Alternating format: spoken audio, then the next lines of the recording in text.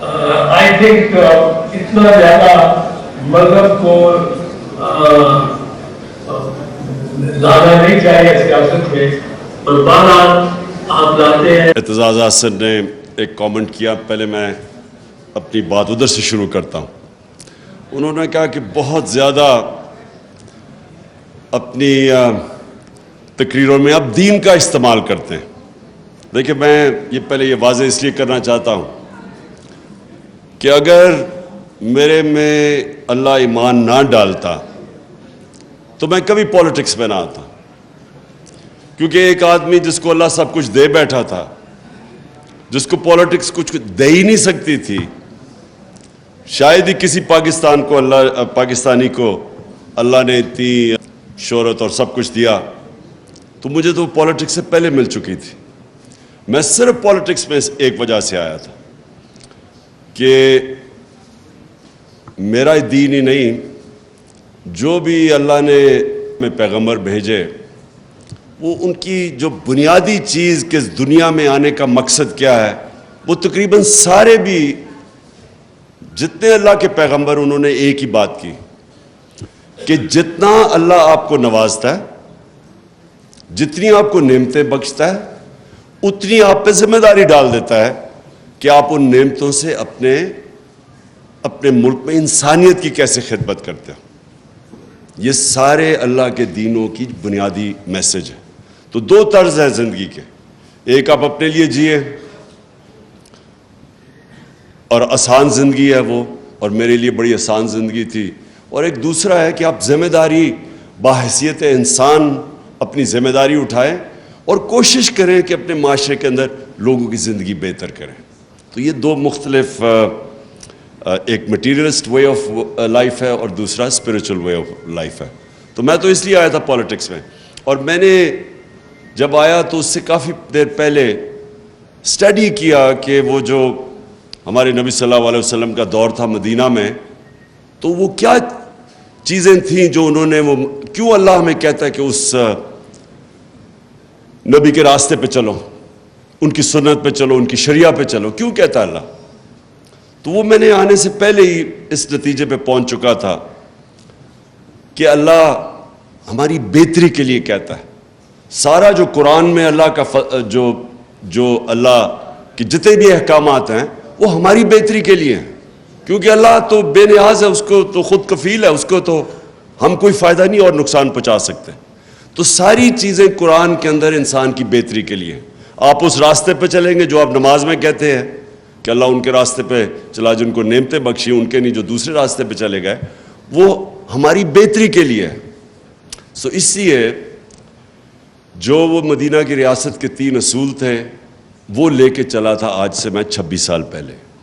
خودداری، کبھی ایک مسلمان معاشرہ کسی کی غلامی نہیں کرتا، یہ سب سے پہلے لا الہ الا اللہ، یہ آپ کو خوددار بناتا ہے۔ دوسرا کہ انسانی معاشرے میں انسانیت ہوتی ہے، جانوروں کے معاشرے میں سروائیول آف دا فٹسٹ ہوتی ہے۔ انسان فرق یہ اس طرح ہے کہ وہ کمزور کی جتنی زیادہ انسانیت اتنی وہ مدد کرتا ہے کمزور کی، جانوروں کے معاشرے میں نہیں ہے۔ تو یہ سارے پیغمبروں نے بلکہ یہ انسانیت کی بات کرتے تھے۔ اور تیسری چیز ہے انصاف۔ یہ 3 فنڈامنٹل پرنسپلز ہیں جس پہ مدینہ کی ریاست کھڑی ہوئی تھی۔ اس میں اور بھی بہت چیزیں تھیں، لیکن ان پرنسپلز کے اوپر باقی چیزیں بنی تھیں۔ تو یہ آج سے 26 سال پہلے میں نے اپنی پارٹی کا منشور رکھا تھا، اور تب میں پولیٹکس میں آیا تھا۔ اور کبھی بھی کوئی انسان اپنی زندگی کے 22 سال سٹرگل نہیں کرتا کسی چیز کے لیے، اگر وہ کوئی ذاتی مفادات کے لیے ہو، جس کے پاس پہلے سب کچھ ہے۔ تو اس لیے میں کبھی کسی کے دین کے اوپر کامنٹ نہیں کرتا، کیا وہ ایتھیسٹ ہے، کیا وہ دینی ہے، جو ایگنوسٹک ہے، یہ انسان کے اوپر ہے۔ یہ اللہ نے ہمیں یہ نہیں کہا کہ صرف ان سے بات کرو جو کہ صرف ایمان والے ہیں۔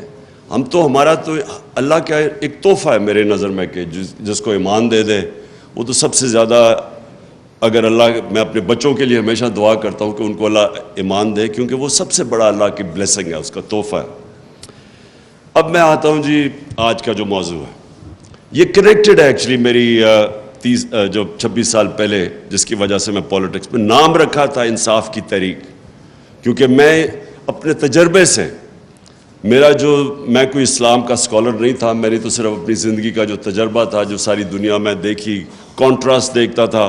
آدھا وقت انگلینڈ میں یونیورسٹی میں گزارتا تھا، یونیورسٹی کے بعد کرکٹ کی وجہ سے آدھا وقت میں پاکستان گزارتا تھا، تو یہ سارا وقت میں موازنہ کر سکتا تھا دونوں معاشروں کا، جو اور شاید لوگ میرے سے بہت عقل والے لوگ ہوں گے، لیکن ان کو اس طرح کی اپرچونٹی نہیں تھی کہ جو میرے پاس تھی۔ تو میں اپنے تجربے کے اس کے اوپر پہنچا اس نتیجے پہ کہ اگر ایک معاشرے کے اندر انصاف نہیں ہے، وہ معاشرے میں خوشحالی نہیں آتی۔ ابن خلدون اپنی جو مسلمانوں کی بلکہ دنیا کا ایک اپنی ٹائم کا جس کو کہتے ہیں فادر آف ماڈرن ہسٹوگرافی، اس سے بڑا کوئی ذہن نہیں تھا۔ وہ لکھتا ہے کہ میری زندگی کا تجربہ قرآن پڑھ کے بھی اور زندگی کا تجربہ یہ ہے کہ اللہ نے انسان کو زمین پہ بھیجا ہی ایک مقصد سے ہے کہ میری زمین پہ انصاف قائم کرو۔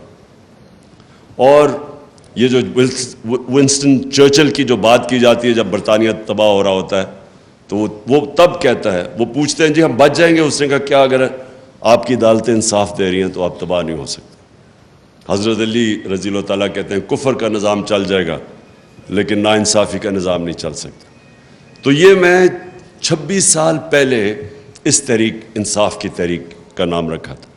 رول آف لا جو ہے وہ فنڈامنٹل چیز ہے جو فرق کرتا ہے معاشروں میں۔ ابھی رول آف لا انڈیکس کی بات کر رہے تھے گوندل صاحب کہ ہم 130 نمبر پہ ہیں، دنیا میں 130 نمبر پہ ہیں۔ سوئٹزرلینڈ دنیا میں نمبر 1 پہ ہے، رول آف لا انڈیکس پہ سوئٹزرلینڈ نمبر 1 پہ ہے، ہم 130 پہ ہیں۔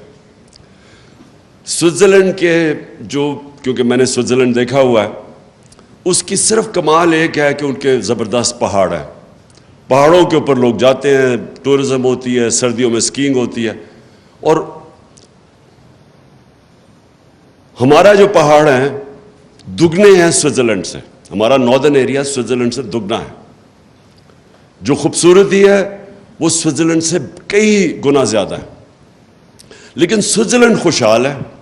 صرف اپنی پہاڑوں کی ٹورزم سے سوئٹزرلینڈ $60 ارب سال کا کماتا ہے، $60 ارب، چھوٹا سا سوئٹزرلینڈ۔ ہماری ساری ملک کی ایکسپورٹس ہماری تاریخی تھی $30 ارب، $31 ارب یا $32 ارب، ان کو صرف ٹورزم سے $60 ارب ملتا۔ سوئٹزرلینڈ ٹورزم سے پیسے اس لیے نہیں بناتا کہ ان کی ملک میں خوبصورتی زیادہ ہے، وہ اس لیے بناتا ہے کہ وہاں رول آف لا ہے، وہاں کوئی قانون سے اوپر نہیں ہے۔ اس ملک کے اندر ان کی عدالتیں انصاف کرتی ہیں۔ اس کے ملک کے اندر جو عام شہری ہے اس کے ملک کا قانون مکمل طور پہ تحفظ دیتا ہے طاقتور سے۔ اور جب ایک کمزور انسان کو اس کے ملک کا انصاف کا نظام تحفظ دیتا ہے، وہ انسانوں کو آزاد کر دیتا ہے۔ تو سب سے امپورٹنٹ چیز آپ کی سمجھنی ہے کہ صرف آزاد انسان کی پرواز اوپر ہوتی ہے، بڑے کام صرف آزاد انسان کرتے ہیں۔ غلام ملک کے اندر بھی اگر ایک انسان آزاد ہو، وہ اس ملک میں بھی اوپر چلا جاتا ہے۔